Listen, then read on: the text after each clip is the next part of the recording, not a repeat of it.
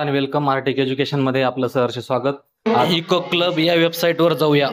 यामध्ये तुम्हाला ही वेबसाईट दिसते, बघू शकता की या ठिकाणी या वेबसाईटला आपण क्लिक करणार आहोत आणि आपण याला क्लिक करणार आहोत।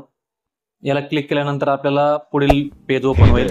यामध्ये तुम्ही गेल्यानंतर वरती तुम्हाला एक लॉगिन ऑप्शन दिसतो, या लॉगिनला आपण क्लिक करणार आहोत। यामध्ये लॉगिन करत असताना शाळेचा UDICE स्कूल लॉगिन म्हणून निवडायचा आहे।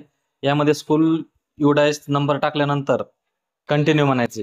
यामध्ये तुम्हाला आता या ठिकाणी मी पासवर्ड क्रिएट करून घेतल्यामुळे अगोदर ते सांगेल की तुम्हाला एक OTP येईल मुख्याध्यापकाच्या मोबाईलवर OTP आल्यानंतर तो OTP टाकून तुमचा नवीन पासवर्ड तयार करून घ्यायचा आणि त्यानंतर पुन्हा मग त्याच ठिकाणी जशी लॉगिनचा ऑप्शन आहे त्या लॉगिनला जाऊन क्लिक करून UDICE नंबर टाकायचा आणि तुमचा पासवर्ड त्या ठिकाणी टाकून द्यायचा।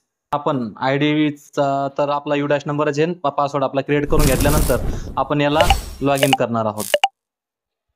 लॉगिन केल्यानंतर यामध्ये तुम्हाला ऑप्शन दिसतंय बघा, यामध्ये तुम्हाला एक नोटिफिकेशन जे डाउनलोड करायचंय तर ते नोटिफिकेशन जे आहे तर ते खाली डाउनलोड वर्ड फाईल मध्ये येतं।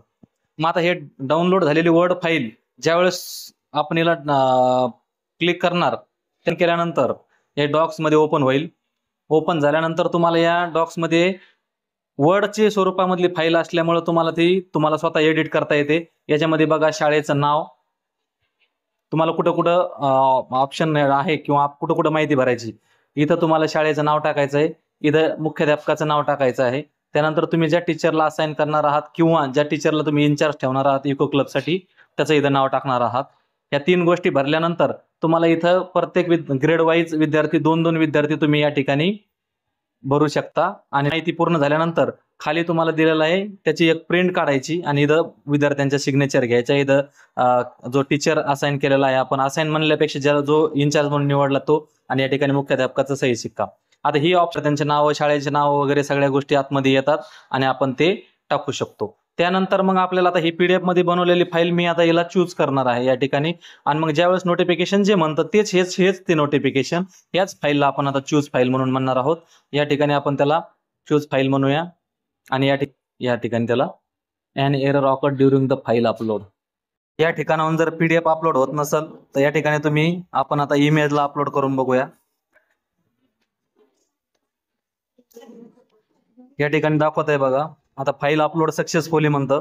या ठिकाणी तुम्ही प्रिव्ह्यू म्हणून बघू शकता, प्रिव्ह्यू मध्ये तुम्ही त्याला बघू शकता। त्यानंतर याला डिलीट करायचं असेल तर डिलीट करू शकता आणि त्यानंतर सबमिट म्हणून याला ऑप्शनला क्लिक करू शकता। आपला जी काही फाईल आहे तर ती अपलोड झालेली आहे आणि यामध्ये जर तुम्हाला काही HM वगैरे बदलले किंवा कुठलं वर्षाचं जर बदलायचं असेल त्या ठिकाणी click here to reupload the notification म्हणून तुम्हाला या ठिकाणी रिअपलोड करता येईल। आता या ठिकाणी तुम्ही बघू शकता की तुमच्या शाळेचं नाव आणि या ठिकाणी तुम्हाला सांगते की congratulations you have successfully uploaded the notification म्हणून असा स्टेटस येत आहे। या पद्धतीनं तुम्ही PDF किंवा इमेज अपलोड करून सुद्धा त्या ठिकाणी तुमचं रजिस्ट्रेशन करू शकता आणि नोटिफिकेशन अपलोड करू शकता। व्हिडिओ आवडल्यास नक्कीच लाईक करा, शेअर करा। धन्यवाद। जय हिंद, जय महाराष्ट्र।